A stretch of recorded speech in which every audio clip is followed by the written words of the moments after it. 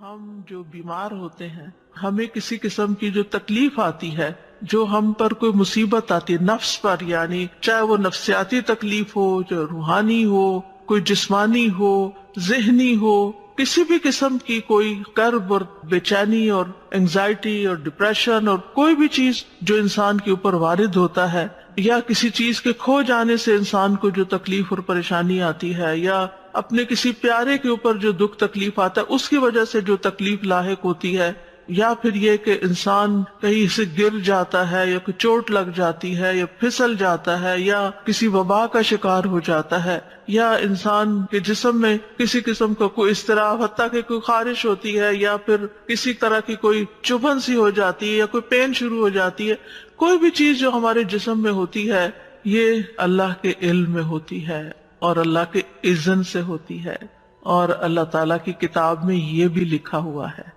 کہ کس انسان کو کس وقت کیا لاحق ہوگا، اور پھر اللہ تعالیٰ کو یہ بھی پتا ہے کہ وہ اس وقت کس طرح ریاکٹ کرے گا، اور یہ جو ریاکشن ہو جاتا ہے پھر یہ ہمارے اعمال نامے میں لکھ لیا جاتا ہے، اور پھر اس کے مطابق ہمیں جو بھی بدلہ ہوگا وہ دیا جائے گا۔ اور یہ سب کچھ کیوں ہوتا ہے؟ آزمائش کے لیے، امتحان کے لیے، کہ انسان کرتا کیا ہے۔ یعنی اگر آپ کسی بھی چیز کو آبزرو کریں، بعض اوقات ہوتا ہے نا کہ کسی پیٹ کو آپ دیکھتے ہیں یا کوئی کیڑا مکوڑا دیکھتے ہیں تو آپ آبزرویشن شروع کر دیتے ہیں کہ اچھا میں اس کی طرف یہ چیز پھینکتی ہوں یا میں اس کو چھیڑتی ہوں تو یہ کرتا کیا ہے، تو پھر آپ کہتے ہیں یہ ادھر جائے گا، یہ یوں کرے گا، یوں کرے گا، تو آپ اس کو دیکھ دیکھ کے ایک طرح سے بعض اوقات انجوائے کر رہے ہوتے ہیں۔ تو ہم سب اسی طرح کیڑے مکوڑوں کی طرح زمین پر جو بھی اچھے برے ایکشن کر رہے ہیں نا وہ اللہ سبحانہ تعالیٰ کی نظر میں ہے۔ کسی ہمارے ایکشن پہ اللہ تعالیٰ خوش ہوتے ہیں اور کسی ہمارے ایکشن پہ اللہ تعالیٰ ناراض ہوتے ہیں، لیکن بہرحال وہ سب کچھ اس کے علم میں کچھ بھی چھپا ہوا نہیں۔ اور پھر اللہ تعالیٰ نے ہمارے اوپر فرشتے بھی مقرر کر رکھے ہیں، وَإِن كُلُّ نَفْسٍ لَمَّا عَلَيْهَا حافظ، کوئی جان ایسی نہیں جس پر ایک نگران نہیں کھڑا، وہ دیکھ رہا ہے کہ یہ کرتا کیا ہے انسان، اور پھر کرامن کاتبین لکھے چلے جا رہے ہیں اچھا برا جو بھی ہم کرتے ہیں۔ تو یہاں پر فرمایا الا فی کتاب من قبل ان نبرأها، وہ ایک کتاب میں لکھا ہوا ہے اس سے پہلے کہ ہم اس کو پیدا کریں۔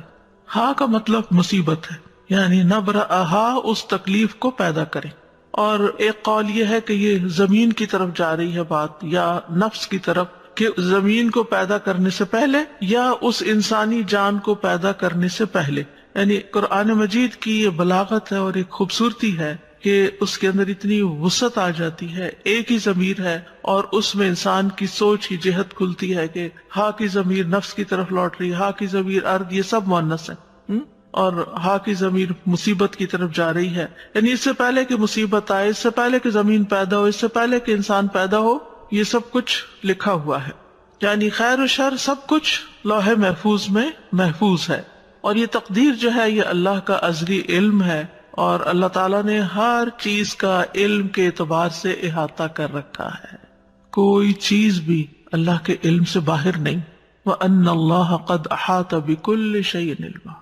اب آپ جب بیمار ہوتے ہیں، پریشان ہوتے ہیں، تو آپ اللہ تعالیٰ سے اپنی حالت کا واسطہ دے کے بھی دعا کر سکتے کہ یا اللہ تجھے تو پہلے سے ہی پتا ہے کہ میرے اوپر کیا آنا ہے، اور تجھے تو پہلے سے ہی پتا ہے کہ میں کتنی کمزور ہوں، اور تو میرے حال کو جانتا ہے، اور تو میری تکلیف کو جانتا ہے، تو مجھ پہ رحم فرما۔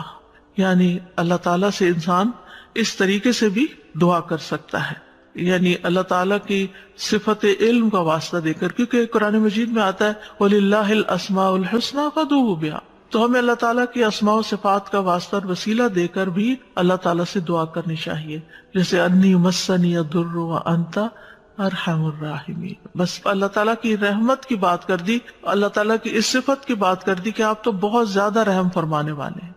یعنی مطلب کیا ہے؟ اگر کسی کو کہا جائے آپ تو بہت سخی ہیں تو اس کا کیا مطلب ہے کہنے کا؟ یہ تعریف کوئی کیوں کر رہا ہے کسی کی؟ تاکہ وہ اپنی سخاوت کا اظہار کرے۔ تو اسی طرح اللہ تعالیٰ کی صفت رحمت کا جب ذکر کرتے ہیں تو اس کا مطلب یہ ہے کہ آپ تو اس کے مالک ہیں اور آپ کر سکتے ہیں۔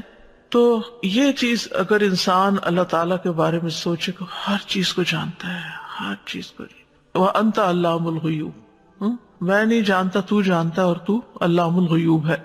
قیامت تک جو کچھ ہونے والا ہے، جب سے پیدا ہوا جب تک ختم ہوگا، سب کچھ اس کے علم ہے۔ وَكُلَّ شَيْءٍ أَحْصَيْنَاهُ فی امام مبین، ایک واضح کتاب میں، ایک کھلے رجسٹر میں ریکارڈ رکھا ہوا ہے۔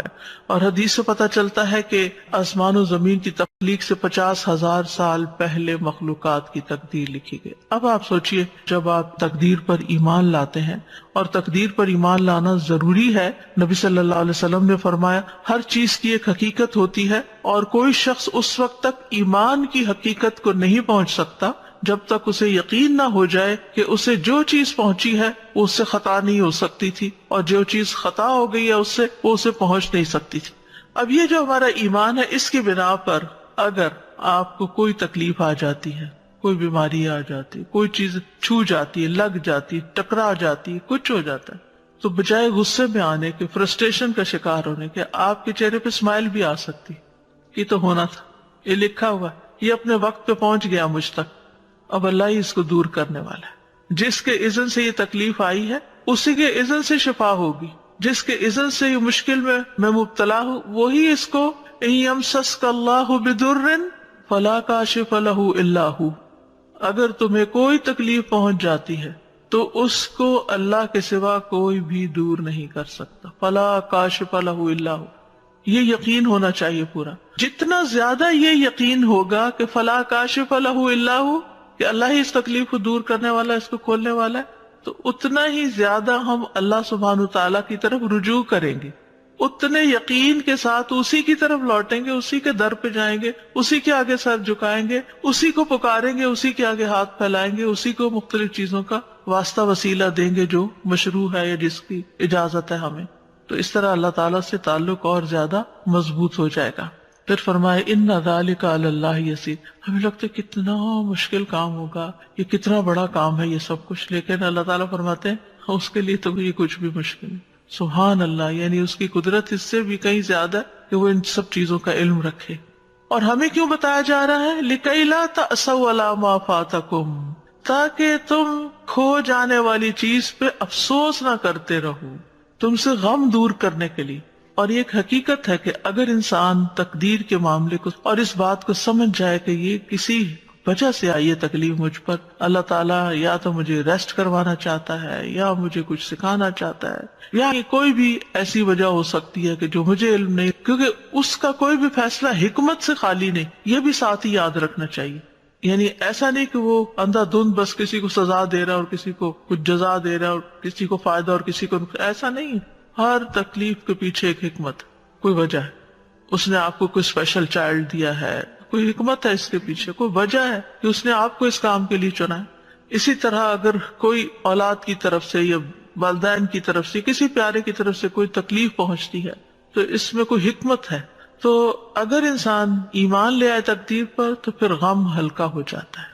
وجہ بتا دی گئی کہ لِكَيْ لَا تَأْسَوْا، تاکہ تم افسوس نہ کرتے رہو، غمگین نہ رہو، عَلَىٰ مَا فَاتَكُمْ، جو تم سے فوت ہو گیا، یعنی جو تم سے چلا گیا، تمہاری صحت چلی گئی، تمہاری جوانی چلی گئی، تمہاری ہمت چلی گئی، تم سے کام کا چانس چلا گیا، اللہ کو یہی منظور، آگے موو فارورڈ، آگے چلو، آگے چلو۔ جو کھونا تھا ہو گیا، اب اس کے پیچھے جان ہلکان نہ کرو، جو ہونا تھا ہو گیا، اب اپنی زندگی کو آگے لے جاؤ، آگے کی طرف دیکھو، اچھی امید رکھو اور حوصلے میں رہو، کیونکہ یہ تو ہونا ہی تھا۔ کیونکہ انسان ہمیشہ عافیت میں نہیں رہ سکتا، ہمیشہ خوشحالی میں نہیں رہ سکتا، ہمیشہ رزق کی فراوانی میں نہیں رہ سکتا، یہ کمی بیشی ہوگی۔ اور جب ہو تو انسان اگر صرف اتنی بات سوچ لے کہ لکھا ہوا تھا، یہ تو ہونا تھا، مکتوب لکھا ہوا تھا، اور اللہ نے کیوں لکھا، پھر انسان اللہ سے بحث نہیں کرتا، اللہ کے علم اور اللہ کی قدرت کو چیلنج نہیں کرتا، بلکہ اللہ کے بارے میں اچھا گمان رکھتا ہے۔ آپ دیکھیں کہ اللہ سبحانہ تعالیٰ پر اعتراض کرنا کس کا کام تھا؟ جانتے ہیں نا ہم، یہ شیطان کا کام تھا۔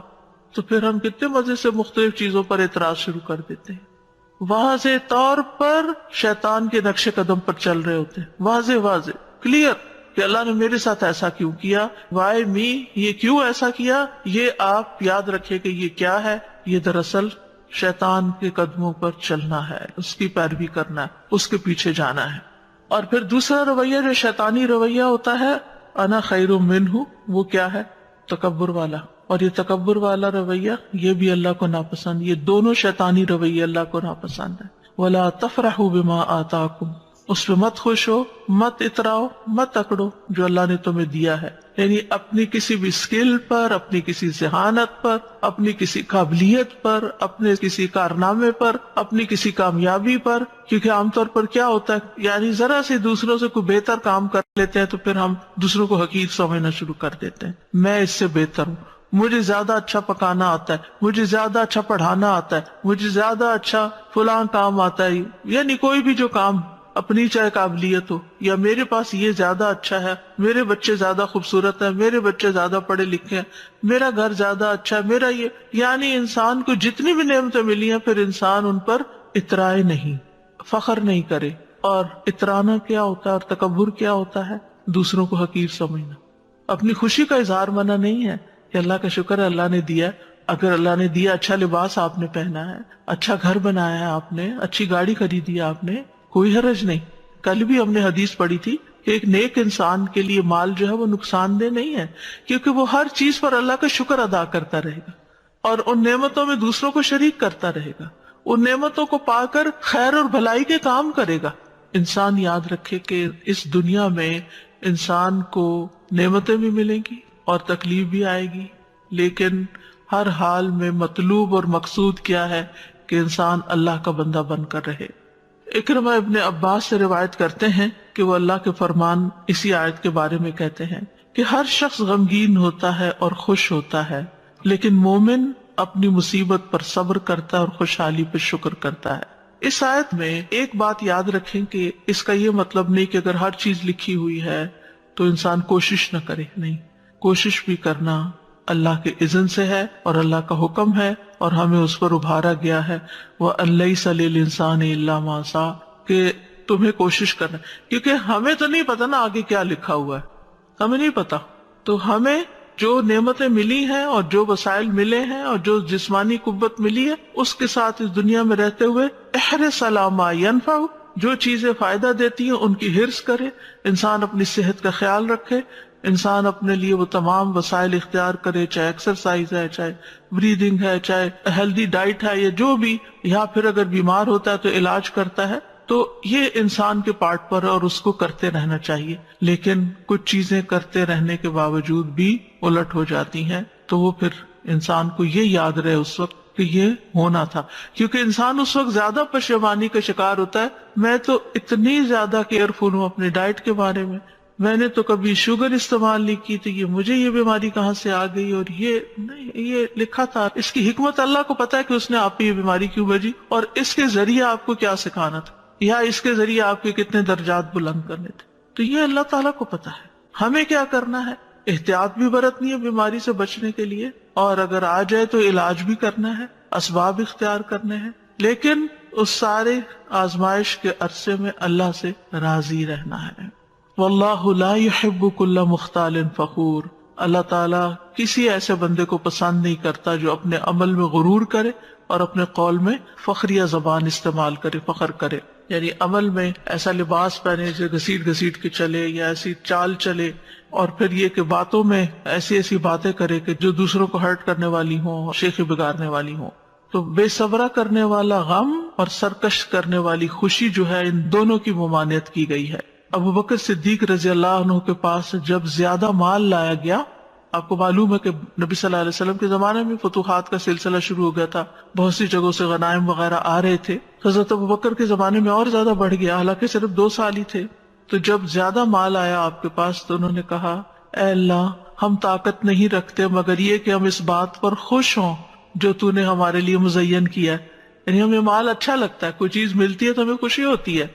تو اب یہ ہے کہ کیا وہ کوئی بری چیز تھی یعنی جس کا وہ ذکر کرے؟ نہیں، وہ اس بات کا ذکر کرے کہ اللہ یہ ہمارے اندر آپ نے رکھ دیا ہے کہ زین للناس حب الشہوات من النساء والبنین والقناطیر یہ مال کی محبت ہمارے اندر رکھ دی گئی اور ہمیں اس سے خوشی بھی ہوتی ہے. تو مطلب یہ ہے کہ اس سے مراد وہ خوشی ہے، اس طرح خوش ہونا منع ہے کہ جو انسان کو تکبر اور سرکشی کی طرف لے جائے. ورنہ مال کے ملنے پر، نعمت کے ملنے پر، اپنی پسند کی چیز ملنے پر انسان کو کبھی بھی غمگین نہیں ہونا چاہیے بلکہ خوش ہونا چاہیے. اور یہ خوشی کرنا کوئی بری بات نہیں ہے.